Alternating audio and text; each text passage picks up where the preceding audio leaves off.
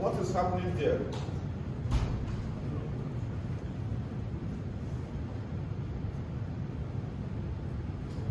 The colors in gray, what is happening? So is this gray color, right? Or ash? These ones, what is happening to these colors? Huh?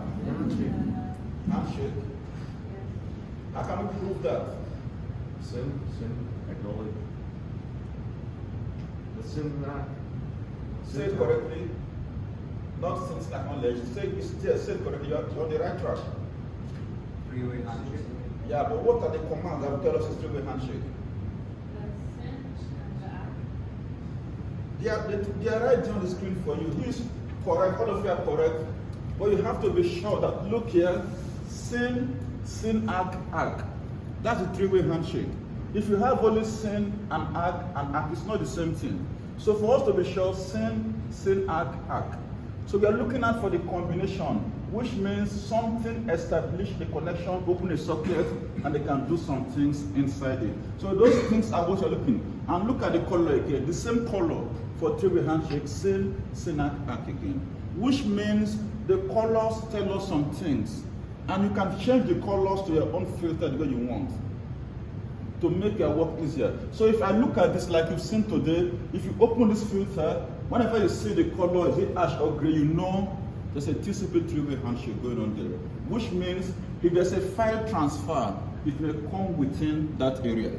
So anything with file transfer, email, all those things happen within the sin ag. So those ones are triggers for communication that will involve a transfer of file, email, and those kind of critical things. So even though we don't have those things, we can still see them here. We can try something else where we actually capture our own traffic. This traffic was a real life traffic of somewhere being captured, and the key can give it to us. But we can capture our own traffic, and we may see more protocols being used. So let me do a few more things if I can stop this and I can move to our own side. So, okay, I forgot to mention the filter called SSDP. SSDP is mostly ignored. Why? Because the web browser does not display SSDP. So let me see if it's working. Okay. SSDP is a service discovery protocol, which means it can go and find every service that is running in the machines. And this protocol can help us to learn about malicious activities also. So a simple service discovery protocol. What is the trick with SSDP? Most web servers does not include SSDP in their messages, which means malware can utilize this tool to communicate and know, but Wireshark will not be able to reveal exactly when they used SSDP. Okay, let's try to do some other things. So right now, we can just go to make my life easier. I will be on Blackboard. So what we want to do, we want to capture our own file. So you can open, not open. You can open Wireshark. Let me close all these ones. So you can open, where is it? Okay. You can open Wireshark, and students, in most cases, they tell you that if you want to find like email traffic, then you only filter SMTP. So you can only filter SMTP. And you only want to capture that particular protocol. We don't want to do this because sometimes Wireshark is telling us that, look, there's something wrong with this protocol. So what we do, we don't put any filter here. Instead, we capture everything on the network. So what I want to do, I want to just capture a few things and then see if those protocols are working. So I will just start my capture and let it do some things. I will try to send an email, Gmail. Yes, my good.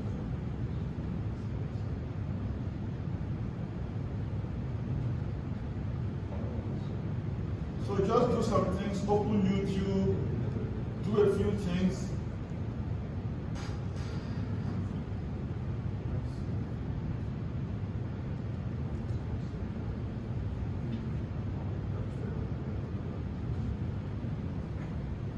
So while we are capturing, we're just making some random things with the network. We can download the file.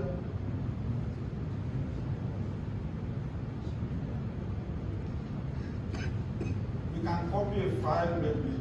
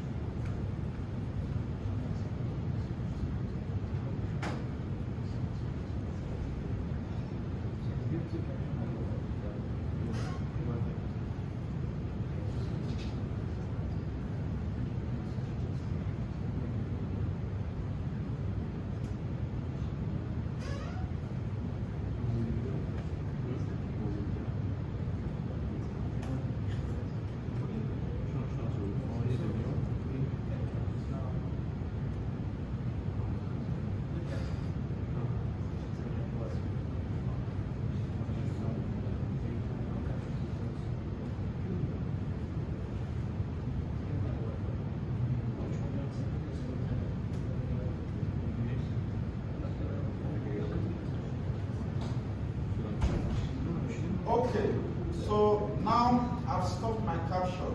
So I basically just made some random crap and I just filled my data with all this rubbish. Okay, so during my capture period, I opened the website, there was Blackboard open, all sorts is happening. So now we can try similar tools, some of those tools, and see which one gives us results. So let me try SMTP.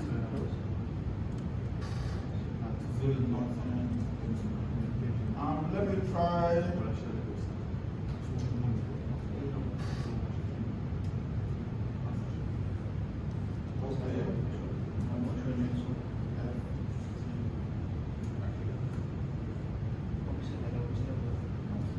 Okay, let me just go through.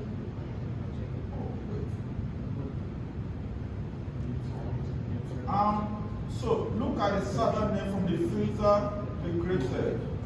Look at easy list add block, which I have on my PC. So let me filter only server names.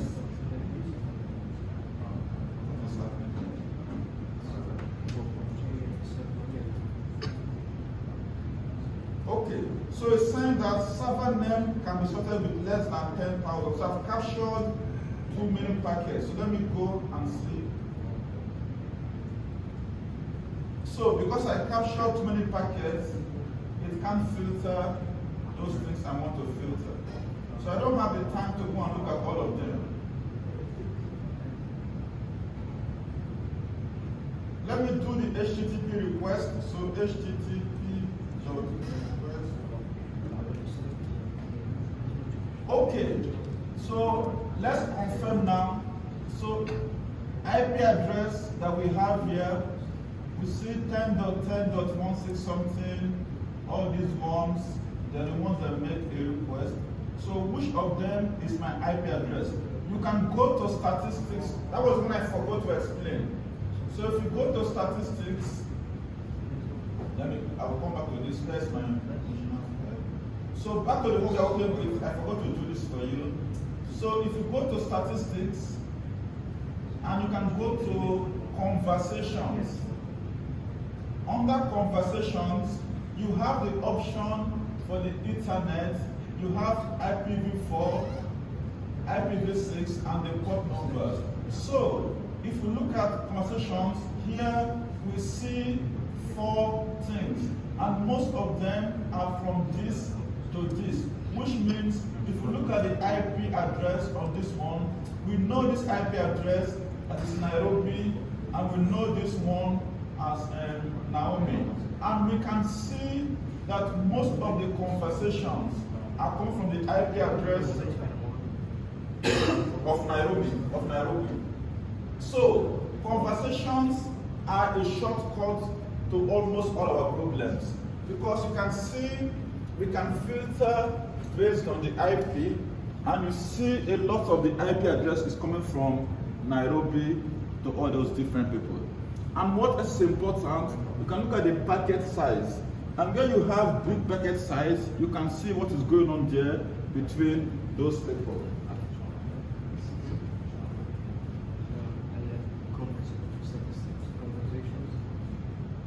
Another important thing to note here, so students, look here, you have what is called relative time and duration. And I talked about the importance of time. So it means that Nairobi and this person, look at the amount of time they spent communicating here. Look, this is the relative start time and duration. These are in seconds. So the longer the time they spend, the more evidence we have of something happening. So I can perform simple magic here. So anybody here with me with this Nairobi conversation? So if I click on this and I do prepare, apply filter, selected, and I select both ways conversation. So what goes and comes from Nairobi and the other people. So if I select like this, because students, if you notice here, those are the two IP addresses we found out. And you can see here that most of the time was spent for two of them. So if I select as filter, it will only give me only what happened between Nairobi and the other person. So I select the first option here, and when you select this, you simply close this side, the second window. So if I close this, now I have only Nairobi and this person's conversation.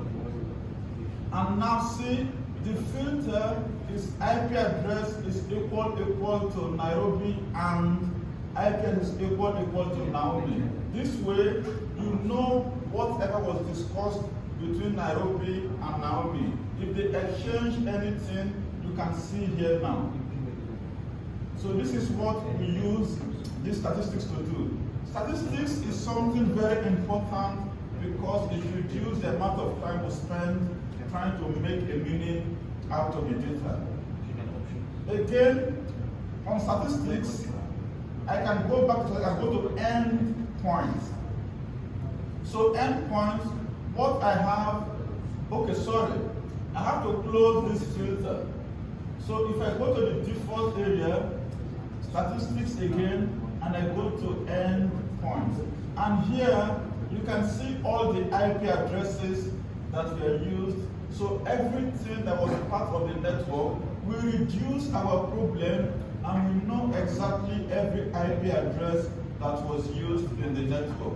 Which means if your IP address is here, you took part at a particular time during this packet capture. So endpoint statistics are a great place for me to go and reduce my strength. And then, students, look here, we can actually get the country, the city, but we need geo IP. So Wireshark, we can use geo IP on Wireshark.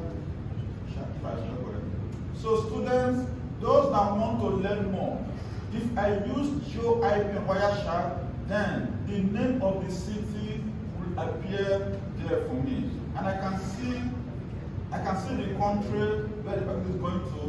Today, America don't like China, so if the same thing with China is something bad. So you can tell the country where it's going to and the city. And you need to have geo IP for that to work. Again, we can resolve the names to MAC address, to IP address, to real name, and different things on the endpoint area. So statistics is a great place for you to go and see what is happening inside. Look at the bootstrap protocol I'm looking for, but it does not give us any result. But this protocol will have helped us to filter anything more, but there's nothing coming out from bootstrap protocol in this case. So statistics is always helpful when we use what's it called? So students, this is not the end of it. It means that there are more things. If our capture contains an email, a file, we can download the file. We can download certificate, we can do all sorts of things. Okay, that's enough for today.